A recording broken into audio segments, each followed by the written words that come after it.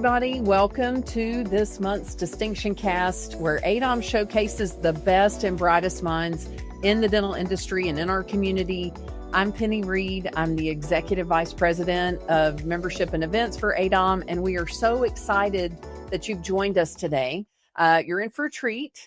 We have begun having roundtables on occasion where you get to hear from many minds in ADOM at the same time. So what is an ADOM Distinction Cast? It's more than insights into dental management. We amplify the voices of ADOM's distinction holders, and these are the leaders in the trenches of dental management, and they're going to share their insights, inspiration, real world strategies. We're going to have a really insightful and I think fun conversation today. So before I introduce our esteemed panelist, we do want to give a shout out to our sponsor for today's session, Cedar HR Solutions. So thank you, Cedar, for being such a wonderful sponsor partner for us. Office drama handled. Cedar is your all-in-one HR solution built for busy business owners. We create custom employee handbooks, provide expert HR support, and give you powerful tools for timekeeping and payroll. Whether it's hiring, firing, compliance, or managing tricky team issues, Cedar makes it simpler. Get real answers and real solutions all in one place. Sign up for our free HR newsletter today at cedarsolutions.com/ADOM. All right, so let's kick it off. I would love to introduce you ladies one at a time here. If you would, obviously say your name, what city you're in, and tell us what type of practice that you work in. So Brittany, let's start with you. Okay, good afternoon. My name is Brittany Allen, and I live in East Texas, closest to Tyler, Texas. And my husband and I have 3 general practices. So we are a multi-location private practice.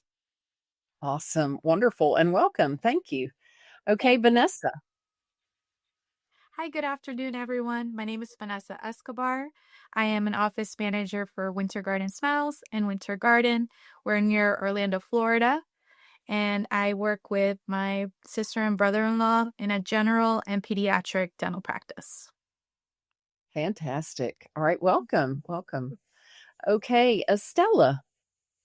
Hi, I'm Stella Gold, the Chief Operations Officer here in Gold Family Dental with my husband, Dr. Robert Gold, here in Anaheim, California. Wonderful. Thank you. Thank you. All right. And last but not least, Lori. My husband and I live in right outside of Boston. Our practice is right outside of Boston. We're just celebrating on the 15th of this month, our 28th anniversary for the practice, and 34 years married last week. And we have he's a prosthodontist, so we have one practice. We had 2, we sold one, so now we have the one. Okay. Well, congratulations on both of those milestones. And I'm really excited. Our theme for today is Many Minds, One Mission, Mastering Co-Leadership in Dentistry. And I believe we've got a wonderful panel here today. And we have some questions that we prepared in advance here to go through this. I know it's been many, many years ago since I was a dental office manager, longer than Laurie, than you guys have had your practice, are probably about around the same amount of time since you've been married. I can remember there being times when, let's say, a patient walked in the door at the very last minute, or there was a situation that occurred with a team member where he and I may not have exactly been in alignment, and even trying to figure some of those things out. And he's a wonderful dentist. He's a wonderful leader. Yet our office kind of made a circle around the lab. And often I felt like there were times when I would be literally almost chasing him around the circle. And when I was newer, trying to figure out what our stance was on certain things when I was brand new. So one of the first questions that we have here, and we will actually I'll start with Brittany. What does co-leadership actually look like in your practice? And how do you stay aligned, especially when you guys are facing challenges or change? So could you speak to that one first, Brittany? Sure. I mean, definitely co-leadership, of course, with my husband and I, but we've also just recently in the past year kind of extended that co-leadership into a leadership team with 3 locations and 40 employees. Even just the two of us can't really lead to our best ability without some help. So that's kind of been one of our goals for 2025 is to increase our leadership and not only expand what we're doing with that team, but also expand what we're teaching to our team members. So that's been a concentration that we've had this year, and it's been really fun. That's great. That's great. And I have a follow-up question for that, Sure. Brittany. And then as we go around, would love to, for us to be somewhat conversational about this as well, as far as others chiming in. Could you share a little bit about what that leadership team looks like, as far as how many you might have overall, or how many per location? Sure. So our core leadership team consists of course, myself and my husband, Dr. Allen, but we also have a financial director, a marketing director, and an operations director. And then from that, that operations team is broken into the 3 locations. So then each location has an office manager as well. And this really just helps us share the load. I think as leaders and managers, we want to do everything ourselves. And that's one thing I've learned this year is I have to quit being a control freak and allow these super talented people that I've surrounded myself with to help me do this incredible job. So it's been fun to kind of give them the reins a little bit too and see them start to shine. That's awesome. That is so awesome. All right. Well, thank you. So Vanessa, I'll repeat the question, and then feel free to, to answer. And then also if there's anything that Brittany mentioned that you might want to echo.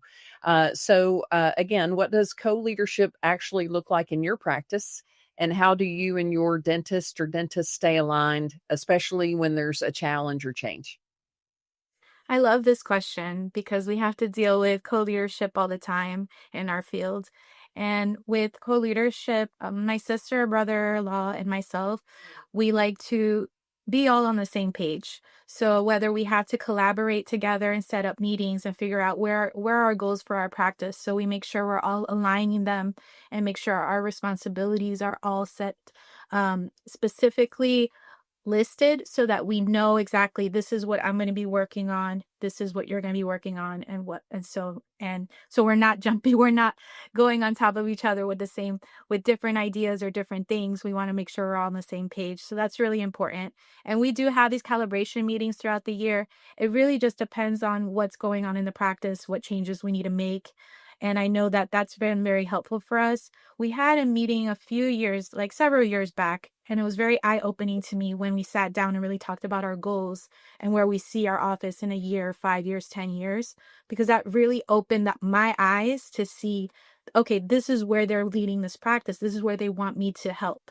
So Mhm. I think having those meetings with your office manager or your co-leadership, like anyone in your leadership group, for our office, we do have multiple team members who I consider in my co-leadership, which is my assistant office manager and my clinical manager.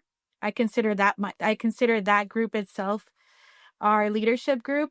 And then I bring my owners and my doctors as once we figure out what's going on, the problems, then I bring them in board as well. Okay.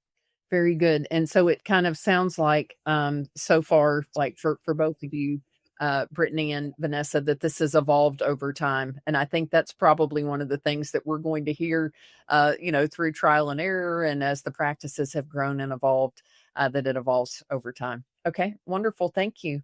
Estella, so what does co-leadership look like in your practice, and how do you stay aligned, especially during times of change? And then also anything that you may want to speak to that Brittany and Vanessa have touched on.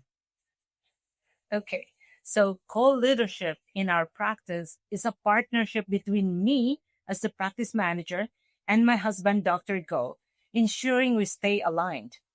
Being a married couple running a dental office at first came with its challenges, as one could expect. We had to figure it out quickly how we are going to run a dental practice that reflected both his and my style. Over the past 18 years, we had built a rapport of talking regularly every morning to discuss the schedule and any complex cases. We ensure that we are on the same page about our goals and challenges. And so our partnership has evolved into one built on mutual respect and shared responsibility. I love that. And I think we've got the family dynamic here across all of our panelists. I think also, and in my years of coaching, I worked with many married couples. Sometimes it was a male dentist with a female office manager. Sometimes it was male and female, both dentists. I mean, every combination that you can imagine. And I do think, especially when it's spouse and family, that adds that extra layer of having to be extra sure that you're in alignment. So I love that, and that you have an intentional focus every single day. That's great. Okay, Laurie, last but not least, and while we'll continue to go in the same order, I will let Vanessa, when we get to our next question, you'll be first on that one. We'll continue to go in the same order. So, Laurie, could you speak to what co-leadership looks like in your practice and how you stay aligned? Yeah, one of the things you said, I don't know, I don't align with my voice here, but one of the things that you asked was it something that developed over time? And it did. When we started out, we were really young. We were, in our 20s. And so, I'd said I'd never wanted to be part of the practice. And then my office manager, her mother was terminal, and she, in a heartbeat, left. And then I ended up leaving my job and moving into the office. And so we sort of had to come up with this plan on a dime, which was sort of, we weren't planning on that. But we basically said, okay, because there was a door between the clinical and the front. So we used to say, you get everything on that side of the door, I get everything on this side of the door. But we also did come up with something that if we both believed in something and we both had a really strong opinion, we agreed that his opinion was the final, because his name was on the door. He was the one that was dealing with the patients. So if it was, if it came to that, I said that, I was good with him making the final decision. The bottom line is that, like we all said, you just have to have a solid marriage, or this won't work.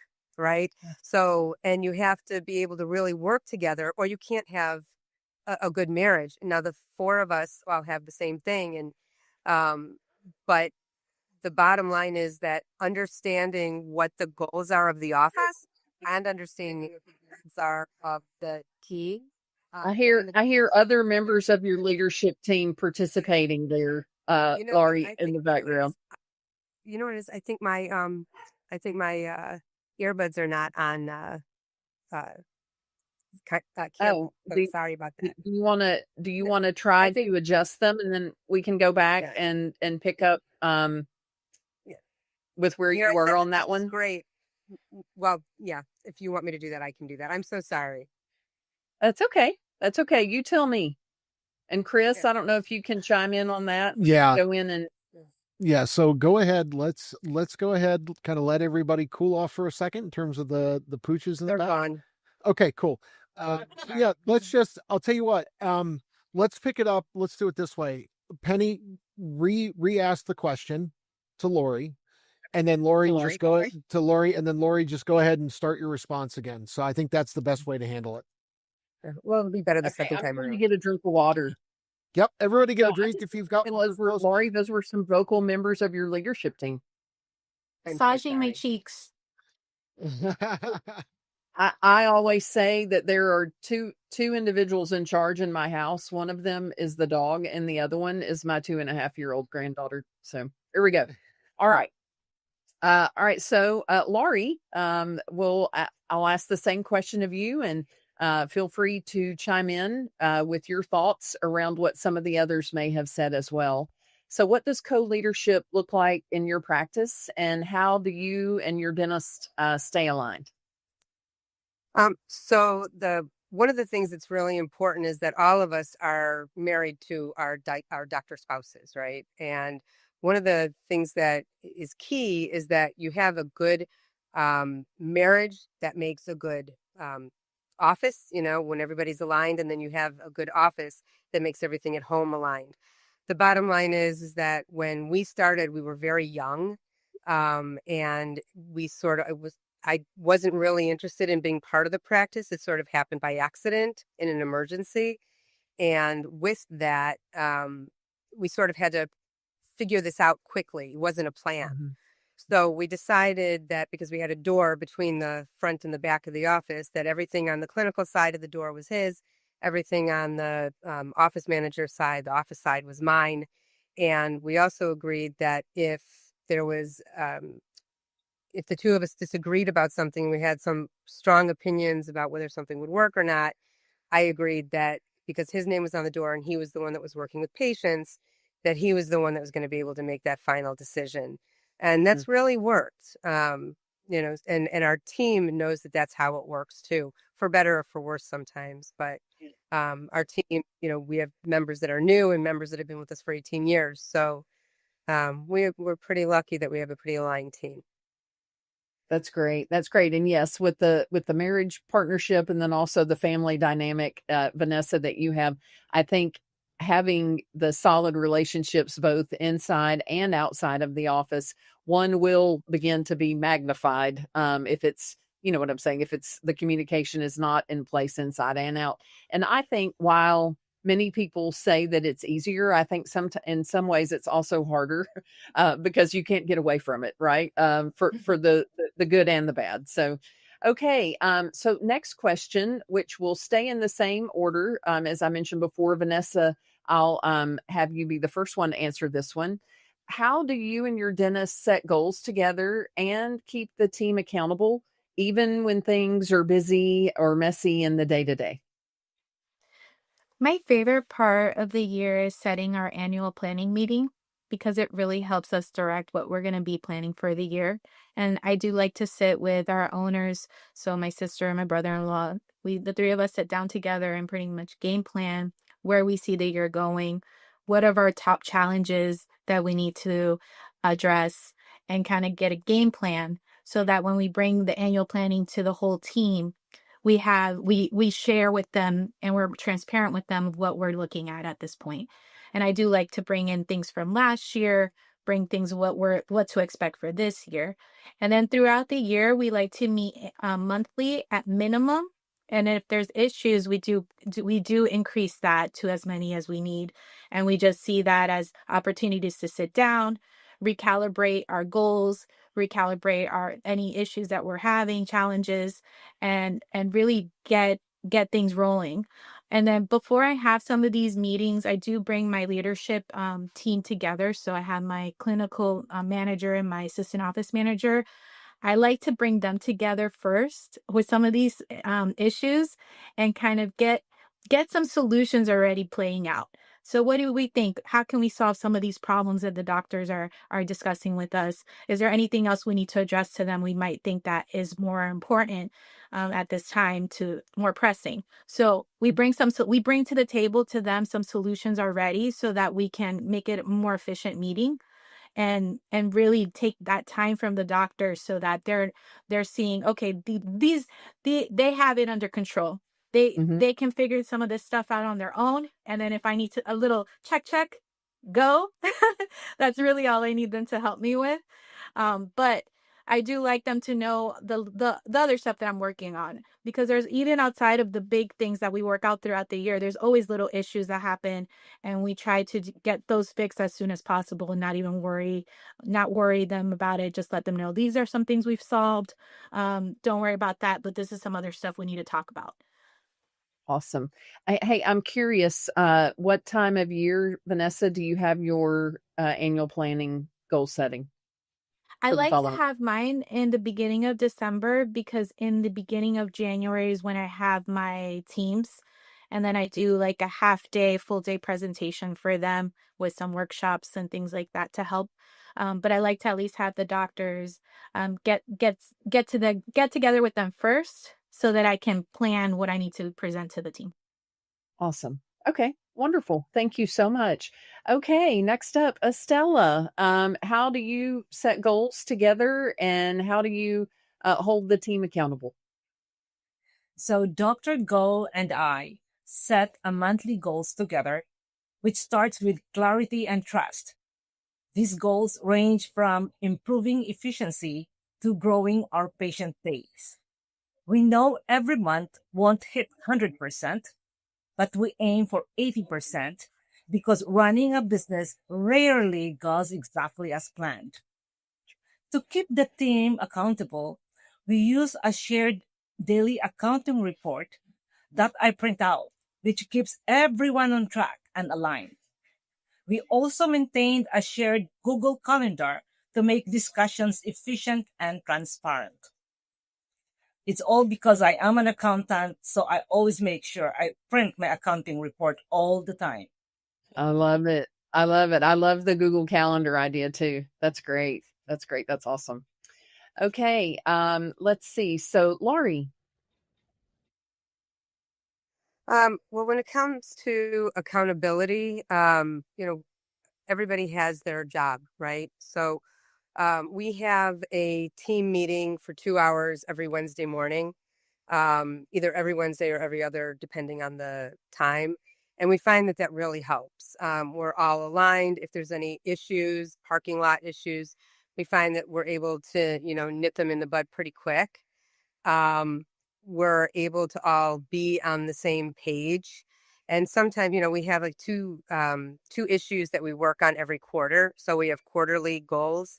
For example, one issue this year or this quarter is our labs. It's like, how can we make labs more efficient? And you go into little things like, like just shipping, and you don't realize that these little things make a big difference. And so, and you bring everybody to the table because you've got your, clinical team, you've got your front team, you've got me, you've got Steve. So when it comes to accountability, we really all have a piece of that. And so that really works. And again, we're pretty close knit. We have a very small team. We used to be bigger. We've become more small and mighty. So everybody's responsibilities are more, but along the same lines, everybody knows what they have to do. So it Right. works. Yeah. And hey, those lab cases, that's definitely something that crosses over from the back office to the front office. So I love Exactly that. right. Especially when you're a prosthodontic office, right? Because everything you Yeah, do, that's what you do. You do Yeah, in-house that's lab, what you right? do. Yeah. So yeah. All right, awesome. Thank you, Laurie. Brittany, how do you and your dentist set goals together, and how do you keep the team accountable? Yeah, just like Vanessa said, we set our annual goals for the next year in the first part of December. But really, for us, I think our secret sauce is we use weekly scorecards. And those scorecards kind of break down what our annual goals are into a weekly basis. And it really enables the entire team to kind of see it in little bits because sometimes that annual goal is pretty lofty and we're just like how can that even happen, but Right. these scorecards have been really fun to see us kind of chip away at it, and each person has a scorecard that they're accountable for, a part of the scorecard they're accountable for. So it's been fun to be able to see that really translate into meeting our annual goals. Awesome. And I think that is so important because when you do talk about goal setting, right? And especially if you're talking about increasing, let's say it's something that's, oh, we want to increase $500,000, right? If I'm a member of the team and I'm trying to figure out, okay, well, day to day, what does that mean for me? If I'm a hygienist, is it one more patient a day? Or if it's we're looking overall at the practice, does that mean we're opening up another chair of hygiene or fill in the blank with whatever that is? So great insights. All right. So, Estella, you will be first on this next question. What boundaries or role definitions have helped strengthen your leadership dynamic rather than making more tension between the two of you? So, what's been your protocol for defining your leadership roles? Okay, as a married couple, me and Dr. Go, setting boundary early was crucial to Go Family Dental success. So from the start, we clearly defined our roles. Dr. Go focuses on clinical excellence, while I lead operational strategy and team culture. That clarity allows us to trust each other's leadership so that we can lead where we are strongest. We set boundaries between being business partners and married partners once the day or the work day ends. I think that's super important. Boundaries, that's a word that's a whole lot easier to say, I think, than it is to practice. So I think that's super important. All right, Laurie. Um, we don't. We used to set boundaries, but I know this sounds really crazy, but we sort of, we do work. I work from home 3 out of the 4 days that we're in the office. And so, a lot of times what we're working on is when he comes home or, because he can't do it in the office. So, we know what we need to talk about. We don't talk about stupid things, we don't talk about inconsequential things. We really do talk about things that are important, and so that really works. That's great. And I think this also highlights that there's more than one way to make things work. And that's one thing that I love about having a roundtable discussion is that we're able to hear from many minds at the same time. So, okay, very good. Brittany. Yes. So for my husband and I, yes, there are boundaries. I mean, he's like Estella said, he's more over the clinical side, and I kind of lead the business side. But we do sometimes those boundaries are crossed a little bit, and you want them to be, in our opinion, because you can't have a dental business without a dentist, and vice versa. So we love the co-leadership of having that clinical dentist with a strong business leader, and office manager and team, because that's really what makes it a true business, and not just a dental practice. I think that can sometimes be hard to let go of, to allow someone to help you with your business. But I think it does really help you, if you're a goal setter like we are, really help you to achieve your goals that you're looking for. Yeah, I agree. And I think, which I'm preaching to the choir by saying this, especially with the dynamic of when the doctor's doing primarily only what they can do, they can't have their eyes and their ears everywhere else. They have to be focused on because they are the product, or they are the service, so to speak. Yeah. So very good. Okay, so then that brings us to Vanessa. Last but not least, boundaries and role definitions that you think have helped strengthen the leadership dynamic. I know for my practice, since it's technically three of us, because I'm working with my sister and brother-in-law and myself, the way in the beginning I used to converse more with my sister because I had that relationship and that bond. So one of the things I had to fix was making sure that the three of us were all sharing equal information.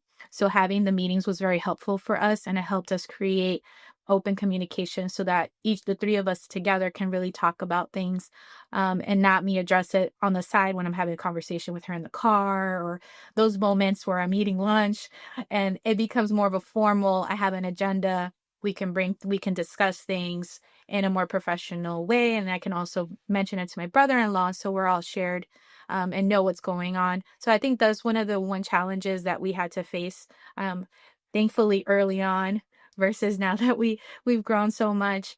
And another thing is I work on the business side and they work on the clinical. And I always ask them if team members do address them with something that is pertaining to my responsibility, just have them to come talk to me. So Mhm. they can say something like, hey, Vanessa, I'll make sure Vanessa knows, or if you can go talk to Vanessa about that situation, I'll bring that to her attention. So, and I know sometimes my sister may want to problem solve quickly and just move on, but I have talked to her, and just having that open communication, let her know that it really would be helpful for them to direct those type of situations to me so I can go ahead and resolve those, take that off of your plate. And also, so they know that we're all aligned and we all have a united front. We all have our set responsibilities, and it doesn't get blurred into, mom said this, dad said this kind of culture. We want to make sure everyone knows each one of us has set responsibilities. I love that. Well, and it's so you're up to kick off this next question, and and you were already heading that direction with the whole let's talk about the classic ask mom then ask dad move, right? Which outside of the family dynamic, it's the hey, I'll ask my immediate person that I report to, and then if I don't really like that answer, I'll go ask, I'll go ask someone else. So and you touched on that a little bit. How do you handle, or and maybe a little bit more with the languaging skills, if you have given an answer to something and then they go around thinking, okay, well, we'll go ask the doctor, and the doctor, if one of the doctors overrides Vanessa, then I'll get my way. How do you recommend handling that? It has happened, and that's why we had to address it. So it's definitely something that happens. But the way that I did ask my sister for that particular case. It was about a team member wanting time off for a certain day, but I do the schedule. So team member went to ask, they wanted a change of their schedule. Then she just did it really quick because she was like, let me just get this done. I need to move on to my next note. And then I had to sit down with her and just let her know, nicely, of course. I mean, you just, hey, for future, it would be really helpful for you to direct them back to me. I work on the schedule. I know the ins and outs. And it's not, trust me, I like delegating responsibilities, but with these type of situations, I rather have that addressed directly to me. And then if it's a situation that involves them, then obviously I'll bring that to them. But just redirect. But I do notice that if a team member, let's say they're more comfortable talking to the doctors for some particular reason, then I like to have a sit down with them and see, is there a better way that we can how can I help our relationship so that you can have these conversations with me directly? Is there anything that we need to change in our relationship? Because they might have a better relationship with them. They work with them one-on-one with patients. So those situations can happen. And the way that I resolve it is just open up the door and just see what can we do to help improve our communication. I would love to help you and be best support for you in these situations, and just make yourself as available and supportive as possible so that the team can come up to you and address those things. And then for my leadership, my leadership has been with me for 10 years, and then one of them has been with 8 years. So they would know the things that I would approve and not approve.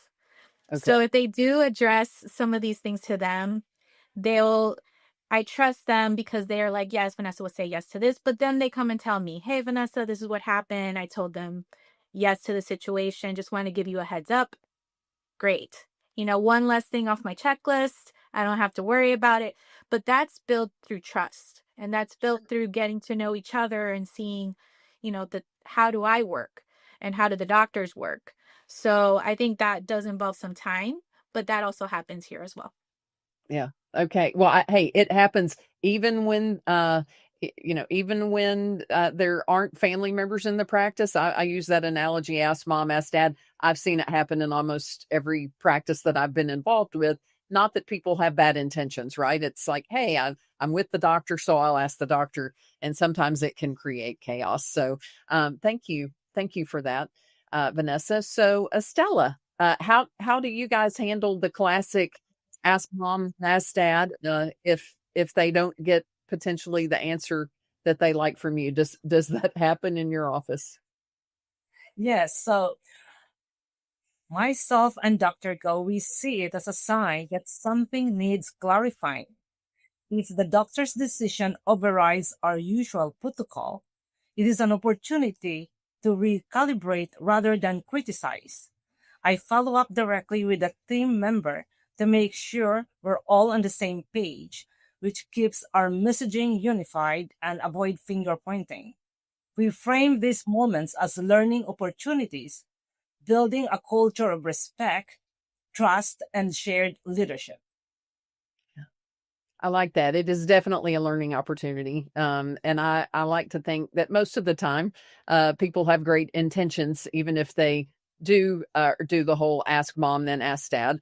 And then they may not know, right? If they're newer, depending on how things have gone in other offices. So thank you, Estella. Laurie, with your team, which if it's a smaller team, this may not happen as often. How have you handled the ask mom, then ask dad if that has happened? You know, it's so funny because I couldn't believe that something like that actually happened, and it does, right? If they don't like the answer that you give, they'll go ask him, and vice versa.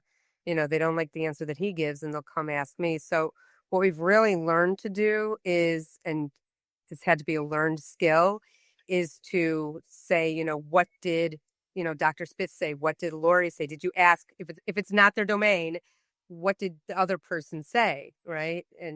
But then we've also learned to not give an answer in that instance. Just say, you know what, this is really Lori's thing. Let me ask her. Or, this is really Dr. Spitz's domain. So let me just discuss it with him and I'll give you an answer.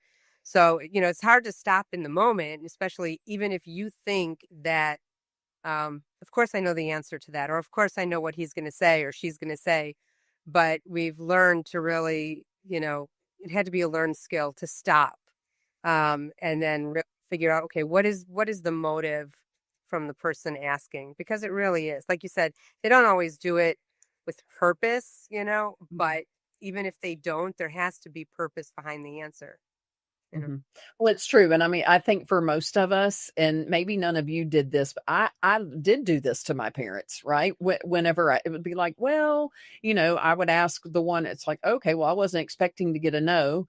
And then sometimes this backfired on me, right? I don't want you guys to think that I did this all the time. I think it's human nature and also sometimes maybe a little bit of tenacity that has team members do that. So, okay. All right. Well, thank you. Penny, Penny. Hold on, it's Chris. Yes. Hey, your camera's way out of focus. Well, Do you have the autofocus turned on where it adjusts? let me check. Now it looks like it's back in focus. Nope, It should be went back. turned off. There it goes. Yep, looks good now. Sorry, I didn't mean to interrupt. No, it's okay. Like, That's totally okay. Me and this camera. Okay. All right. all right, So sorry can we about pick that. up? Yep, That's pick up okay. Brittany. Pick up with Brittany. All right. Thank you. All right, Brittany, would you bring us home on the, especially with multiple locations, on the ask mom, then ask dad move when that happens? Yeah, for us, Yeah. I think it's a great opportunity for whether it's the doctor and the office manager and the employee or whatever the dynamic is there to really learn if we have a certain protocol or process, what are we looking at that whole, the whole vision there. I think sometimes like some of the others said, it's a quick response, let's problem solve and, go on to the next thing, which I think is great. But sometimes I think, especially maybe doctors or clinicians are kind of head down and they're focused on one thing. And if we can teach them to look at the whole perspective and see if someone is taking PTO, who else is taking PTO? They may say yes, and then all of a sudden they get there that day and they have no assistant because they let 2 or 3 of them off.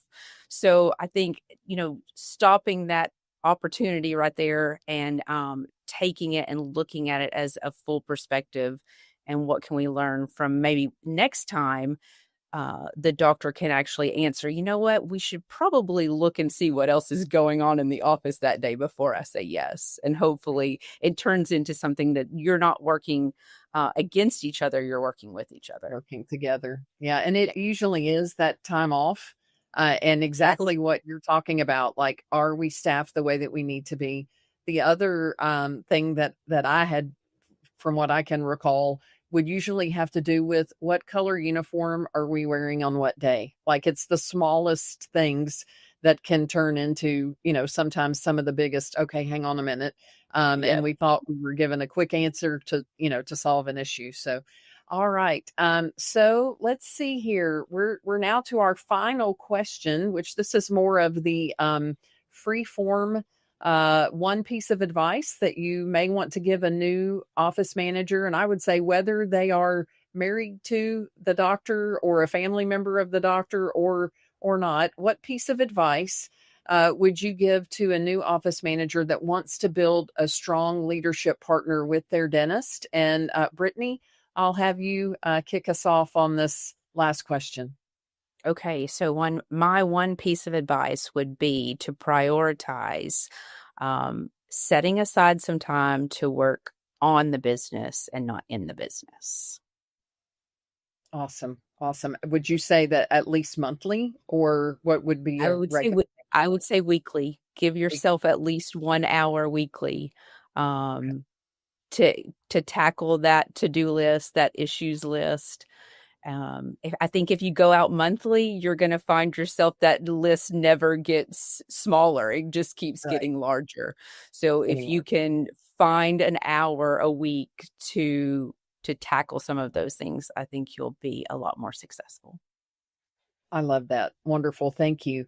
Okay, Vanessa, what is your piece of advice to a new office manager that wants to build that strong leadership partnership with their dentist?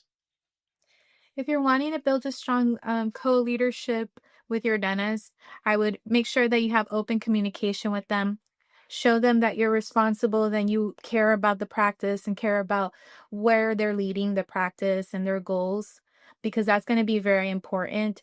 And also just be very consistent, and just anything that if there's a problem, make sure you come in with some solutions. Make sure you show your doctor that you're committed to the practice. And then the more that you're there for them, the more they're going to open up to you, because that's all to build trust, building your relationship, especially if you're not family. But let's say if you're not family and you're trying to build from just met this doctor, I'm starting, you want to build those relationships. Just trust is built through time, but make sure you communicate. And even if they're difficult conversations, because I see it in the forums all the time, that office managers have a hard time with certain conversations, find ways to have those conversations. Don't ignore them. Make sure you take the time. Either read a book about difficult conversations, attend these ADOM events. Just find a way to really open up those moments so that you guys can talk and get on the same page. That's great advice. Thank you, Vanessa.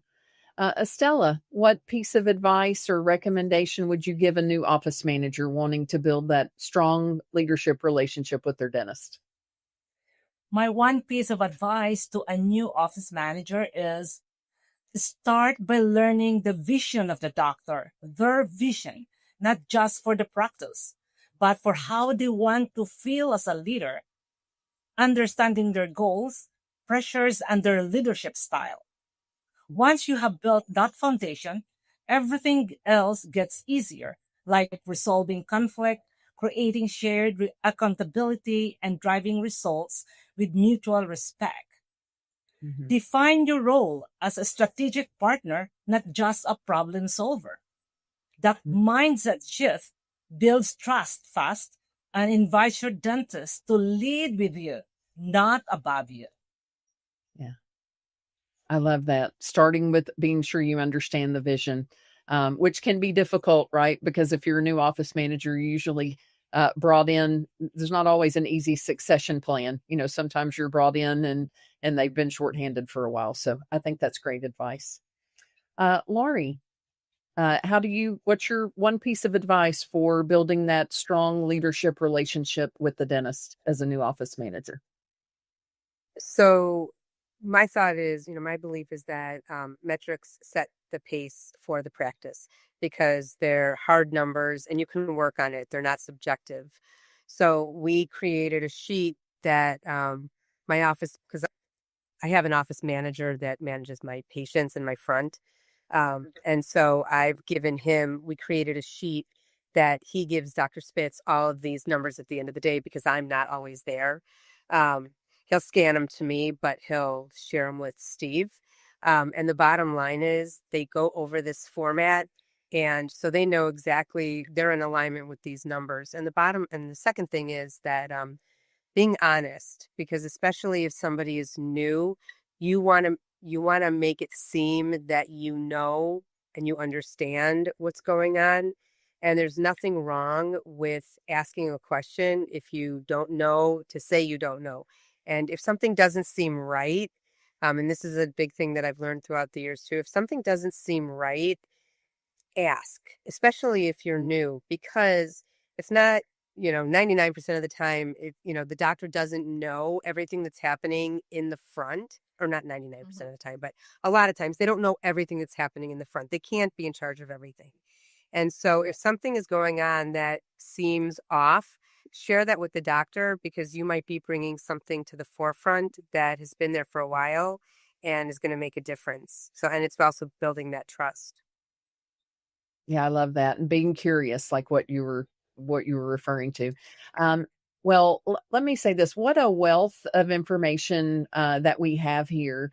And, as I close, and we will hear a word from our sponsor, Cedar, momentarily.